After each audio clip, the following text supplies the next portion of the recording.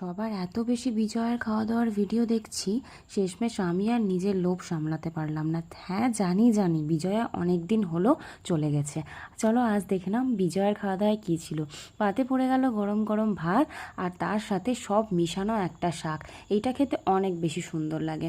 এই শাক দিয়ে ভাতটা কমপ্লিট করতে না করতেই পাতে পড়ে গেল সব দিয়ে একটা ডাল। এই ডালটা খুব ভালো লাগে কারণ এতে সব রকম ডাল থাকে, আর সব দিয়ে একটা ভাজা।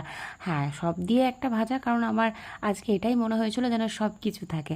আবারও একটা পাঁচমিশালি সবজি পড়ে গেল আমার মার হাতের তৈরি। এই সবজিটা কি অসাধারণ বলা যাবে না। ছিল ইলিশ মাছের মাথা দিয়ে কচুর শাক, সাথে একটু টক দেওয়া ছিল।